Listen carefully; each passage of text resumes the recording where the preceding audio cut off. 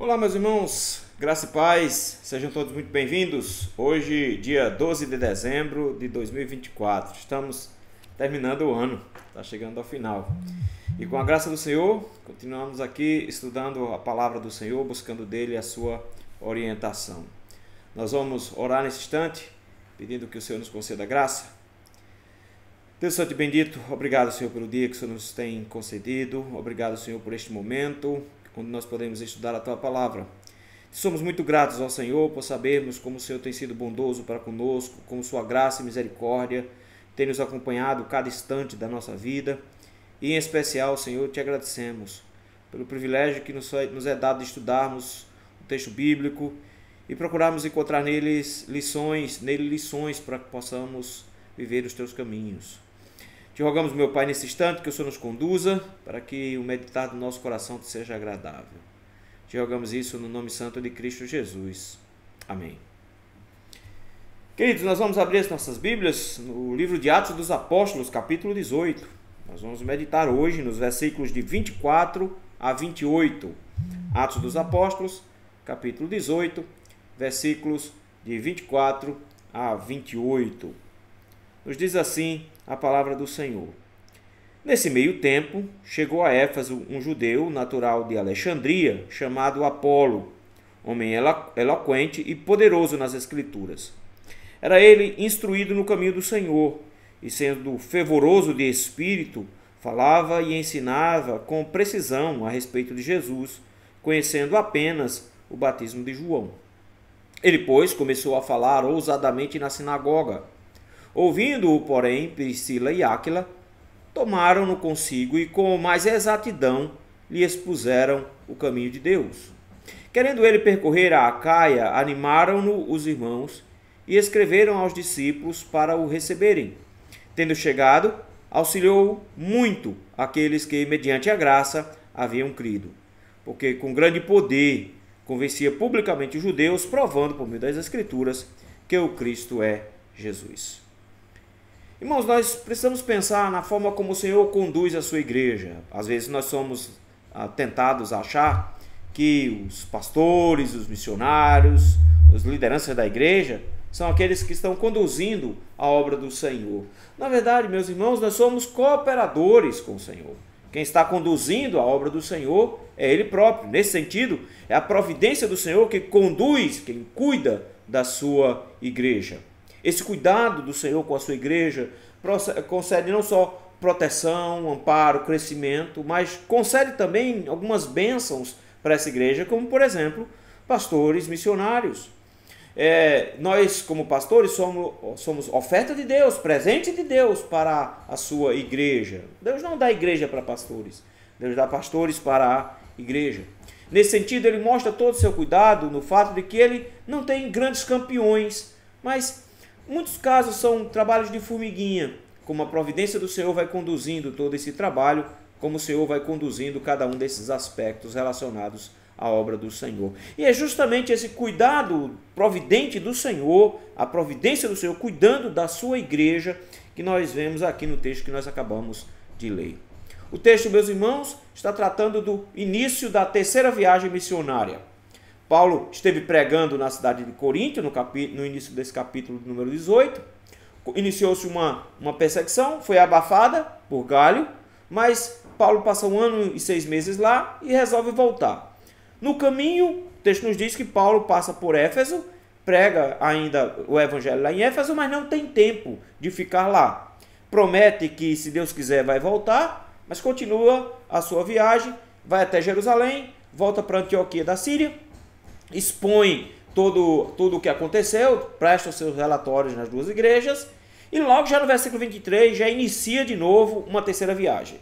Nessa terceira viagem o texto diz que ele passa pela Galácia e Frígia, confirmando os discípulos. Lucas então abre um parêntese. Ele abre um parêntese para dizer o que estava acontecendo na cidade de Éfeso. Paulo passou por lá, pregou o evangelho, houve algumas conversões, mas Paulo não ficou lá. Paulo voltou para a sua região. Antes que Paulo chegue de novo em Éfeso, no capítulo 19, Lucas vai dizer o que é que aconteceu nesse período. Paulo vinha sendo acompanhado por Priscila e Áquila na saída lá de Corinto, e Priscila e Áquila ficaram na cidade de Éfeso. Mas vai acontecer uma coisa especial aqui na cidade de Éfeso. Vai surgir um novo colega para ajudar a Paulo, um auxiliador que vai ser especial na vida de Paulo, mostrando justamente o cuidado providente do Senhor para com a sua igreja.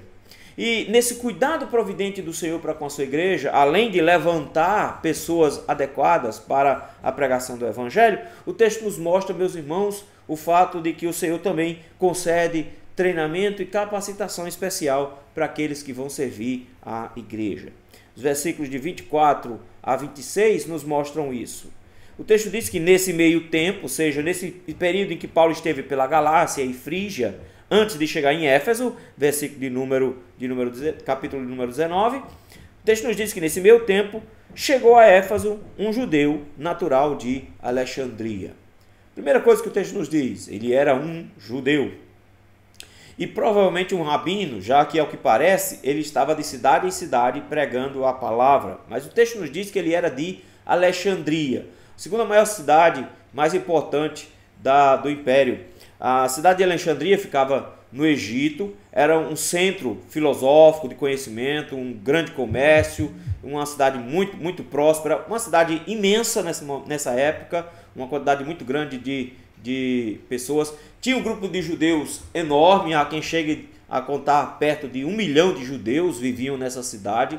Uma cidade que ficou conhecida principalmente por causa de uma escola de hermenêutica, de um camarada chamado Filo, ficou conhecido como a Escola de Alexandria, com um modelo hermenêutico de alegoria.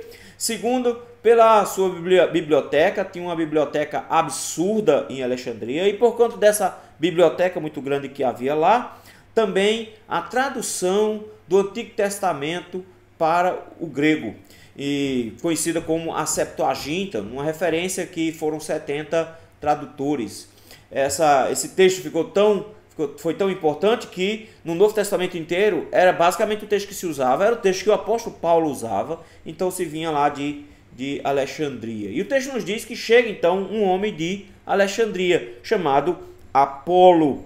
Esse Apolo, é o diminutivo de Apolônio, o texto vai trazer uma série de qualificações para ele que deixa-nos até impressionados. O texto diz assim: era homem, em primeiro lugar, eloquente. Ele tinha uma capacidade de oratória excepcional. Provavelmente porque formação muito bem feita, tanto na academia como dentro do próprio judaísmo. Ele tinha então uma habilidade de discurso muito grande. Em segundo lugar, poderoso nas escrituras, porque ele era judeu e a força do judaísmo era muito grande lá. Ele provavelmente foi muito bem instruído e conhecia profundamente as escrituras. Então veja como é interessante. Um homem extremamente eloquente, um homem que tinha muito conhecimento. O texto diz que era poderoso, tinha muito conhecimento nas escrituras. Versículo 25 diz que ele era instruído no caminho do Senhor. E aqui tem um fator especial, porque dá a entender de que ele era um convertido. E isso vai se provar mais à frente, quando ele fala com precisão sobre Jesus. Ele era instruído. Mas não só no sentido de instruído, de que ele recebeu instrução, mas que ele se instruísse sempre. Ele sempre buscava conhecimento. Era alguém que estava sempre sendo instruído no caminho do Senhor, na palavra do Senhor, nas Escrituras. Fervoroso de espírito, um homem com entusiasmo. O seu espírito estava em ebulição, fervendo. Ele era um homem que tinha entusiasmo no seu coração, que tinha o seu coração queimando pela pregação. E além disso, o texto termina dizendo que ele falava e ensinava com precisão a respeito de Jesus. A pergunta que se faz aqui é: como é que ele conhece sobre Jesus? Ele é de Alexandria, do nada aparece aqui na cidade de Éfeso, e ele é colocado para pregar. Por isso, tantas qualificações sendo dadas a ele aqui. Do nada diz que ele tinha conhecimento sobre Jesus e falava com precisão. Ele tinha muito conhecimento a respeito de Cristo. Há quem diga que o que aconteceu é que durante o Pentecostes, muita gente que estava no Pentecostes se espalhou pelo mundo, levando a mensagem do Evangelho até aquele momento, de um Cristo que havia nascido, vivido, morrido e ressuscitado, e que havia descido o Espírito Santo naquele dia. Então creram que Jesus era o Messias. Lá naquela lista do início de Atos tem o Egito lá também. Então há de pressupor que essas pessoas que eram do Egito, que estavam em Jerusalém durante o Pentecostes, ouvindo a mensagem do Evangelho, levaram o Evangelho também para as sinagogas lá de Alexandria, e Apolo findou tendo conhecimento. Então, ele é crente em Jesus Cristo, ele crê em Jesus como Messias, ele crê em Jesus e ele conhece um pouco da história. Mas do nada o texto para nos dar uma observação extra.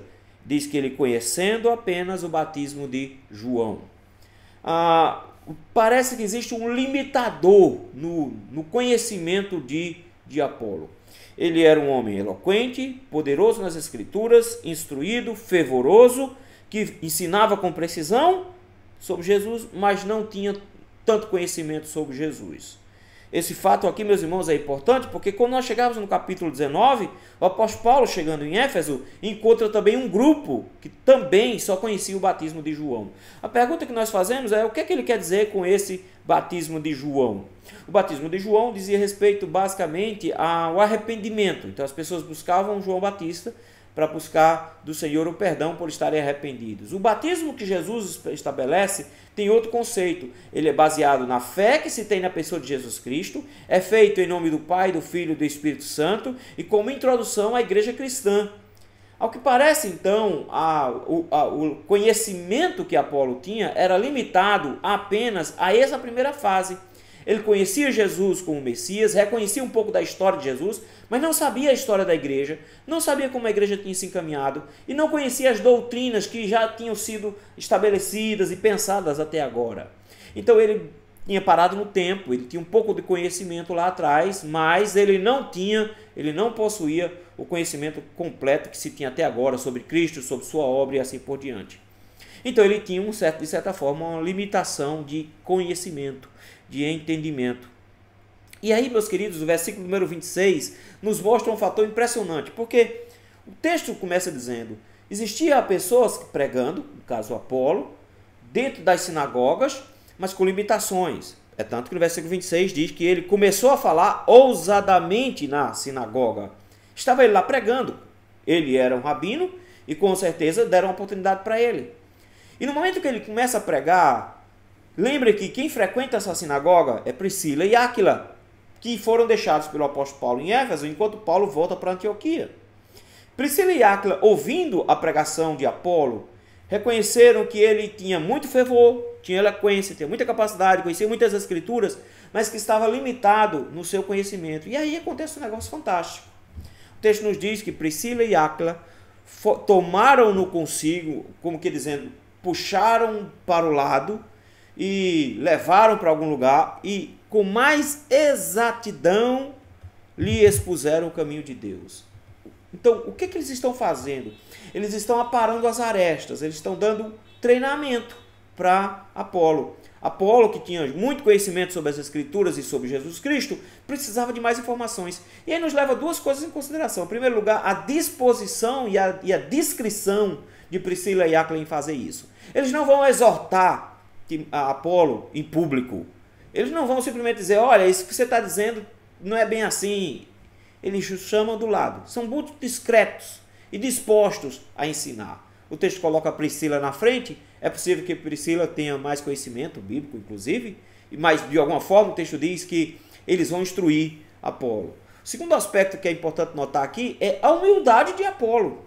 Primeiro porque ele já era um rabino e o texto nos diz que ele já era muito competente na forma como pregava, no conteúdo que possuía, na exatidão como apontava para Cristo. E do nada esse homem decide que vai aceitar a instrução de um casal desconhecido. E ele humildemente recebe instrução. E aí a gente entende quando o texto diz que ele era instruído no caminho. Ele sempre se mantinha instruído. Segunda coisa que mostra a humildade dele é ser instruído por uma mulher. Isso para um judeu era extremamente difícil, mas Apolo não tem problema com isso, contanto que ele conheça mais sobre Cristo e sobre a sua salvação. Irmãos, que coisa bonita é ver como o Senhor, que chama as pessoas para fazer a sua obra, ele também concede as condições para que as pessoas tenham as habilidades e o treinamento necessário para a obra do Senhor. O Senhor, meus irmãos, conduz a sua igreja, dando à sua igreja missionários e pastores com as habilidades necessárias que ele mesmo concedeu. Mas para isso é necessário dois aspectos. Primeiro, uma disposição em instruir os demais, no caso do Apolo e da Priscila e do Áquila, e ter uma humildade de querer sempre aprender, como no caso de Apolo. O Senhor disponibiliza treinamento para a sua igreja. O Senhor disponibiliza por meio de pastores ensinando os membros da igreja. Mas nesse sentido, meus irmãos, nós precisamos de humildade para querer aprender. É triste ver quando nós temos não só membros da igreja, mas até mesmo seminaristas e pastores que não querem mais aprender, que acham que já sabem tudo. Essa arrogância do pretenso conhecimento leva essas pessoas a manterem-se sempre na ignorância. Na verdade, o Senhor nos convida a aceitarmos de bom grado os treinamentos que o Senhor nos dá. O Senhor nos dá instrução. Nós precisamos abraçar isso para podermos servir ao Senhor. O Senhor está levantando líderes para a sua igreja, está conduzindo a sua igreja por meio dessa liderança, concedendo a essa igreja a possibilidade do treinamento, do conhecimento. Momentos como esse aqui, onde nós estudamos a palavra, são muito raros, meus irmãos. Não são tão simples assim. Mas do nada, às vezes, nós achamos que é normal, que a gente já sabe, que não tem nada disso. Quando, na verdade, tudo isso são bênçãos do Senhor. Mas nós precisamos de humildade e disposição para ensinar outras pessoas também. Humildade para aprender, disposição para ensinar. Deus, na sua providência, está conduzindo a sua igreja. Primeiramente, conduzindo com o treinamento adequado. Mas, em segundo lugar, a partir do versículo 27, com o envio adequado também. Uma vez instruído agora nos pormenores, ou nas próprias palavras de Lucas, com exatidão sobre o caminho de Deus, versículo 27, o texto já começa a nos mostrar que Apolo tem novas pretensões. Ele não pretendia ficar na cidade de Éfeso, querendo ele percorrer a Acaia. Ele provavelmente ouviu falar de Priscila e Áquila, do trabalho lá em Corinto, porque Priscila e Áquila estavam com Paulo em Corinto durante a pregação e sabia que lá haviam muitos eleitos, porque o Senhor tinha dito isso no versículo número 10, tinha muita gente nessa cidade. Apolo então enxerga em Corinto uma oportunidade de continuar o trabalho, e o texto nos diz que ele queria então ir para a Acaia. E aí, meus irmãos, poderia ser a oportunidade da igreja de Éfeso, que queria Paulo. Lembram disso? Rogaram que Paulo ficasse, mas Paulo disse que não ia ficar. Eles vão agora perder mais vão perder um homem especial, como é o caso de Apolo. A igreja podia ficar enciumada, podia ficar chateada de não querer que Apolo fosse. Mas pelo contrário, a igreja entende, meus irmãos, de que chega uma hora que o envio é necessário. E o texto faz assim: animaram-no os irmãos. Eles fizeram duas coisas. Em primeiro lugar, animaram a Apolo. Eles deram forças a Apolo. Eles não ficaram dizendo, não, fica mais um pouco aqui, a gente precisa de você. Eles não prenderam Apolo. Apolo tem a intenção de pregar o evangelho em Corinto, e eles dizem, vá, você vai ser uma bênção lá. Em segundo lugar, o texto nos diz que eles escreveram aos discípulos para o receberem. Eles deram uma carta de recomendação. Isso era importante porque naquela época existiam muitos desses pregadores itinerantes. Mas da mesma forma como existiam pregadores itinerantes, haviam alguns charlatões no meio que se aproveitavam da igreja. Por isso era necessário uma carta de recomendação para que, chegando lá, dissesse, olha, está vindo de tal canto, e a igreja de lá recomendou essa pessoa para cá também. Então funcionava como uma credencial. Mais tarde vão ser estabelecidas também regras de quanto tempo um missionário desse podia ficar numa cidade sem ser pesado para a igreja e sem ser considerado um falso mestre, porque senão ele estaria sendo considerado como alguém que queria explorar a igreja. Ele tem uma carta de recomendação. Essa igreja compreende, meus irmãos, a importância e a necessidade da pregação do evangelho. Por isso, eles têm um bom pastor, um bom pregador, um homem eloquente, conhecedor, profundo. Ele quer pregar na cidade próxima, na cidade de Corinto. Eles dizem, vá, e eles dão uma carta de recomendação para que ele seja bem recebido lá. E aí, meus irmãos, não podemos esperar outra coisa. O texto nos diz que ele foi e, tendo chegado lá, auxiliou muito aqueles que, mediante a graça, haviam crido. Apolo, meus irmãos, vai ser importantíssimo para a igreja de Corinto. É tanto que quando Paulo escreve à igreja de Corinto, na sua primeira carta, ele diz que ele plantou, mas que Apolo foi que regou e Deus deu o crescimento. Apolo, meus irmãos, ganhou uma repercussão tão grande na igreja de Corinto, a ponto que a igreja, quando estava passando por um problema de divisões, tem um grupo de Paulo, tem um grupo de Pedro e tem um grupo de Apolo. Então, esse irmão tinha uma influência muito grande lá. Então, ele foi uma grande bênção. Foi uma bênção do Senhor ele ser enviado para essa igreja, para auxiliar a igreja. O Senhor estava providenciando alguém para ajudar, não só em Éfeso, mas agora também em Corinto. Mas não só na consolidação da fé, porque o texto diz que ele estava ajudando aqueles irmãos que, por meio da graça, tinham crido, mostrando que a fé ela é resultado da ação graciosa do Senhor.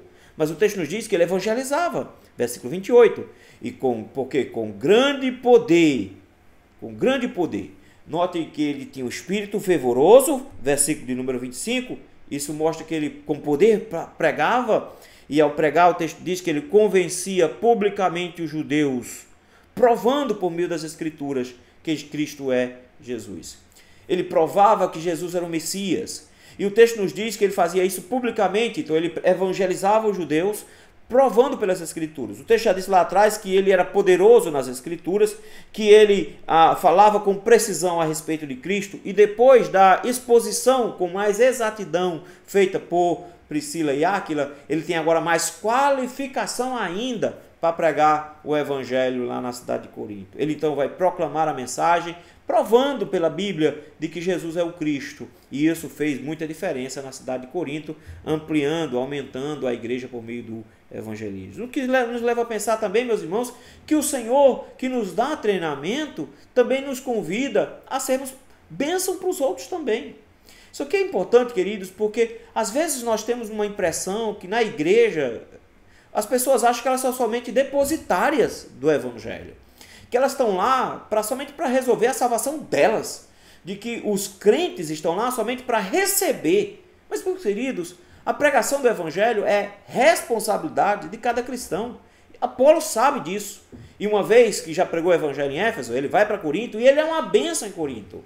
O Senhor nos convida, cada um de nós, a sermos também proclamadores da mensagem, porque é assim que o Senhor expande a sua igreja. O Senhor, pela sua providência, está cuidando da sua igreja quando transforma cada crente num pregador. Nós somos chamados, meus irmãos, não para sermos depositários de conhecimento, mas para sermos canal de bênção, vasos de bênção que levam a bênção do Senhor para outros. Nós somos chamados para pregar o evangelho. É triste, meus irmãos, sabemos que o Senhor nos disse que nós deveríamos sair pelo mundo pregando o evangelho, fazendo discípulo de todas as nações, mas encontramos pessoas que passaram a vida inteira e nunca pregaram o evangelho para ninguém. Deixa eu te fazer uma pergunta. Você conta na sua lista aí pelo menos um discípulo que você fez?